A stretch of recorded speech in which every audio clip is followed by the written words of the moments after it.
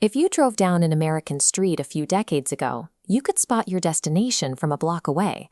Places like the oldest McDonald's used massive golden arches and sweeping roof lines to create a distinct silhouette against the sky. You knew exactly what you were walking into. The bright colors and the plastic tubes were intentional. These places were destinations built to generate kid energy and core memories. The other chains had their own architectural signatures. A red trapezoid roof told you exactly where the Pizza Hut was, creating a shape you could draw from memory. You saw minor quirks everywhere, like the angled glass sunrooms on the front of a Wendy's. It gave the building texture, color, and a little bit of weirdness. Compare those vibrant buildings to the modern remodel. You walk in today and the yellow and red have been replaced by flat gray wood and dark metal. It feels more like a probation office that sells fries. In the pursuit of corporate efficiency, public spaces traded away their architectural magic. The industry decided to swap unique identity for standardized throughput.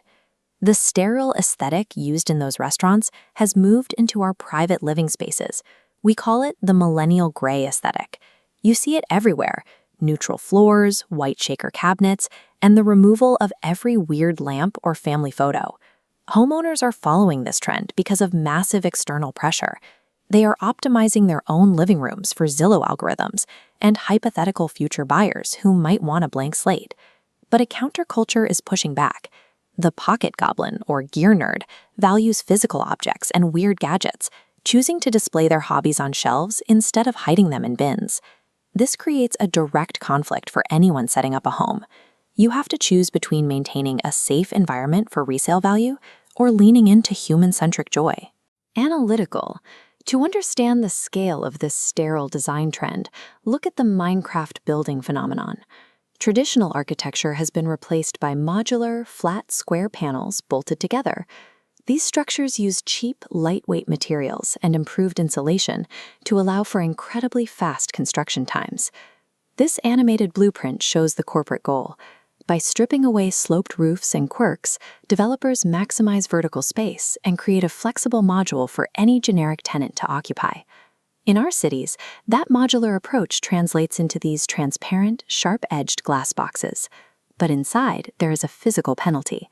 These places strip out all the soft surfaces, leaving exposed metal ceilings and concrete floors that create an acoustic nightmare where you can't hear a conversation.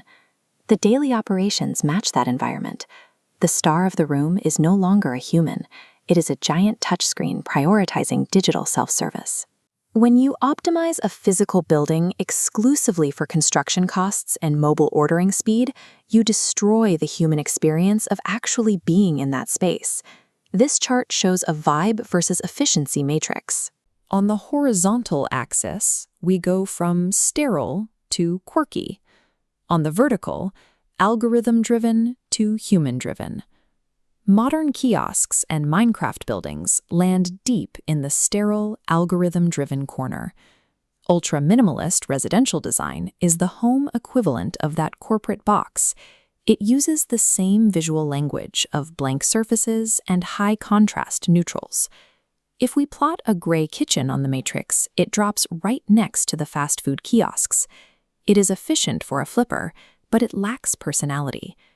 The psychological driver here is fear. Homeowners are terrified of making a design choice, like a green tile or a weird rug, that will financially penalize them when they sell. By designing for a hypothetical buyer 5 years from now, homeowners end up living in cold showrooms instead of actual homes. The pocket goblin lifestyle is the direct rebellion against algorithm-safe design. It is built around specific, tactile things, displaying everyday carry gear, keeping tools on your desk, and maintaining a shelf dedicated to gadgets and odd hobbies. Look at a room like this. It incorporates heavy texture, vibrant color, and personal artifacts to create a space that is visually loud and eclectic. Bringing the matrix back up, we can see this lifestyle sits on the exact opposite side of corporate efficiency. The quirky fast food roofs and the colorful gadget shelves live firmly in the human-driven zone. There is a trade-off. Spaces like this fail modern minimalist standards. Interior designers and real estate agents will likely label this as messy clutter. But those objects are physical evidence of warmth. They provide a visual record of your history and the things you actually use. A home should prove that a human lives there, which makes safe design a direct erasure of self-expression. You can run your own space through a basic scorecard to see if it was designed for a human or an algorithm. Does the room have texture? Does it have color? Is there a story? And is there proof a human lives there? Apply that test to a workspace. The perfectly clean, empty gray desk fails immediately. On the other hand, the desk covered in specific tools, a worn leather mat, and bizarre gadgets passes easily. Society bought into the idea that boring and gray equals sophisticated. If you are selling a house in 30 days, painting it gray is functionally the right choice to move the property. But if you plan to stay and actually live in that house, optimizing your environment for strangers is a waste of your own daily joy. Stop decorating for the algorithm. It is time to reclaim your space for your own hobbies and quirks.